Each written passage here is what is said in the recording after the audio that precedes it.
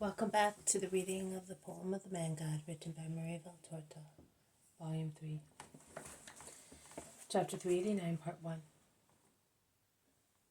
Preaching and Miracles at Engedi, 21st February 1946. Towards sunset, a fiery one that ruddies the very white houses of Engedi and makes the Dead Sea a sheet of black nacre. Jesus sets out towards the main square. He is now with the boy who gave him hospitality, and who is now leading him through the streets of the town, with its distinctly oriental architecture.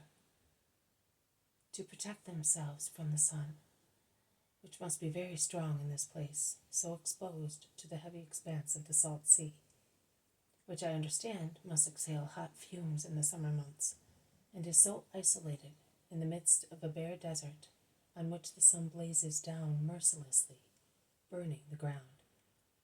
The inhabitants of Engedi built very narrow streets, which look even more narrow because of the projecting cave eaves and cornices of the dwellings, so that anyone looking up can see only a very thin strip of the deep blue sky.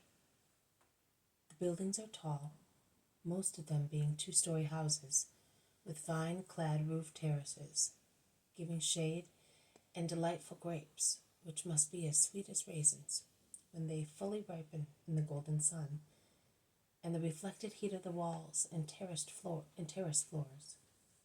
And the vines compete in giving comfort to men and the many birds, from sparrows to doves, which nest in Engedi, with the towering palm trees, which have grown everywhere, and with magnificent opulent fruit trees, which have come up in yards and house gardens, and peep out over little lanes, hanging down white walls with their branches already laden with fruit ripening in the bright sun, reaching down below the numerous archivolts, which in some parts really form tunnels, interrupted here and there for architectonic reasons, and they rise towards the blue sky, a sky so uniform and mellow that if it could be touched, it would be like touching thick velvet or smooth leather, painted and dyed by cunning craftsmen with that perfect, beautiful, unforgettable hue, which is darker than a turquoise and lighter than a sapphire.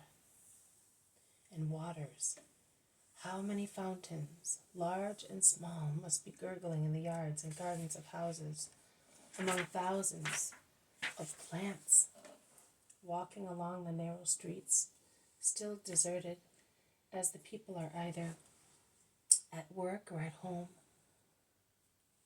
One can hear them dripping, gurgling, rustling, like notes of a harp played by a hidden harpist, and the charm is increased by the many archivolts and corners that gather together the sounds of the waters, amplifying them and increasing them through numerous echoes, composing a harmonious arpeggio. And endless palm trees, where there is a little square, even if only the size of a room. The very tall, slender trunks rise towards the sky, and their tops, tufts of rustling leaves tied like brushes round the trunks, hardly move up there, and their shadows at midday fall perpendicular to the little square, covering it completely, whilst now they are forming fantastical designs on the higher terraces. The town is clean as compared with Palestinian towns. Perhaps the fact that houses are so close together and each has a yard and cultivated garden has helped to teach the population not to throw garbage into the streets, but to gather such waste and animal excrement into special dunghills to be used as fertilizer for trees and flower beds. Or it is a very rare case of cleanliness. The little streets are clean, dried by the sun, and there is no unpleasant display of waste vegetables, old sandals, dirty rags, excrement, and the like, as can be seen even in Jerusalem, in streets quite near the town center. There is the first farmer coming back from his work, riding a little gray donkey. To protect the animal from flies, the man has comparisoned it with jasmine branches, and the beast is now trotting away, shaking its ears and harness bells under the wavy, scented screen of branches. When the man turns round and greets him, the boy says, "Come to the main square. You will hear the rabbi who is staying with me." Now there is a flock of sheep invading the street, coming from a little square beyond which one can see the country background. They proceed close to one another, each putting its feet in the places where the one preceding it puts them, with their heads stooped as if they were too heavy for their necks.